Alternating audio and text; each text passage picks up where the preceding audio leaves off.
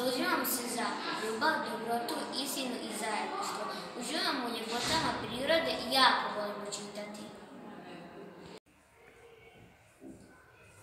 Ja sam Sara. I ja sam Sara. Čitat ću vam priču Na hrvatskom jeziku. Zaljubljeni mačak. Moj se mačak šte zaljubio. Mjau. Zaljubio se pančica na šapi do brkova i repa. Nevjerovatno. Vede se po zavjesama i mjauče bez pristanka. Kupila sam mu plastičnog miša da ga raspoložim, ali ništa. Sav je bijedan i jadan. Ovakav prugast, običan, domaći, bez kapi plemenite krvi, zaljubio se u perzijajnericu Laru.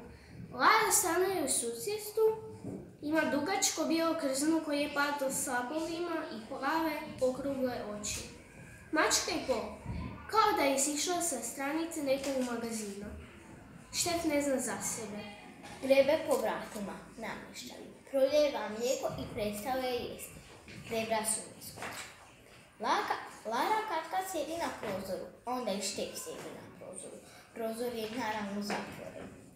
Inače bi iskočio s njega, taj ima 9 života i može riskirati. Štefovo mjaukanje sve više nalikuje na vučje zavijanje ili vatrogasnu sirenu. Mijau, zaljubljen sam. A Lara ništa. Katkad lijeno mahne repom, onako bez veze, a Štef se veseli. Misli da je njemu mahnula. Ne želimo pokvariti raspoloženje lekcijom o klasnim razlikama između mačaka, puštam ga da sanjari o svojoj ljepotici. Jednom sam mu dovela u posjet običnu domaću bijelo-crnu mačku po imenu Točkica, ali nije ju ni pogledao. On puca na veliko. Šta se tu može? Mjau. Čujete li vi ovaj vapaj? Gotovo sam oglušila. Koji je danas datum? Nadam se da će veljača uskoro proći i da će se Štef odljubiti. Ako se to ubrzo ne dogodi, ja ću pomjaukati i izgubiti živce i Štefa ću izbaciti iz stana. Nabavit ću zlatnu ribicu i kornjaču. To sam vrlo ozbiljno odlučila. Ja sam Lucija i čitat ću vam priču na hrvatskom jeziku. Tko odraste, pojma nema. Tko odraste, pojma nema. Što je sve mogao biti da je ostao dijete? Moj tata je, na primjer, mogao postati Superman, veliki Zorro, Robin Hood, princ, a pretvorio se u vodoinstalatera. Sav je u cijevima, u slavinama, a bome i u tuškadama. Pustio je brkove, a napustio snove. Nekoć je svirao gitaru i vjerovao u čuda. Danas ne vjeruje nikome i ozbiljan je. Kamo je nestao onaj dječak? Pitam ga. Koji dječak? Onaj u tebi, dosađujem mu, ponekad ga vidim. Ne izmišljaj, mrtav sam umoran. Kad ti padne kosa na nos, vidim ga. I kad zviždućeš, vidim ga. Osobito ga vidim dok se smiješ. Voliš izmišljati. Radije se primi knjige, jako zgodan dječak. I prestani sanjariti. Od maštanja se ne živi. Jesi li napisao domaću zadaću?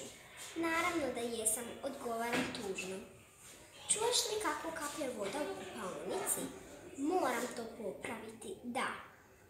Odlazim u svoju sobu. Razmišljam. Koje su to cijevi zarobile mog tatu i kakvi su to ventili zatvorili veselje koje je nosio u sebi. Sasvim je drugačiji od onog klinca sa fotografije koji maše mačem ili onog koji skače u more s visoke stijene. Promatram se u ogledalo. Odlučio sam. I kad odrastem, najodraslije što se može odrasti, najodraslije od najodraslijeg, ipak ću ostati mali dječak. Kako sam pametan, a tek mi je 8 godina. 8 odraslih, a 100 neodraslih godina. Za svaki slučaj. Ja sam Ivor i pročitat ću vam pjesmu na hrvatskom jeziku. kod liječnika. Ja se liječnika ne bojim, ko Superman pred njim stojim.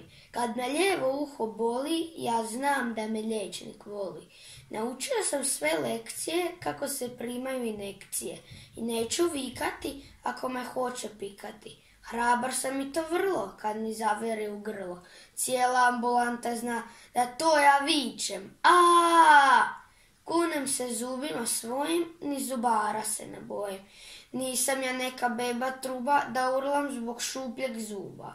Sve su to samo sitnice, klješta i bušilice. Ne treba puno brinuti, treba samo sjesti i zinuti.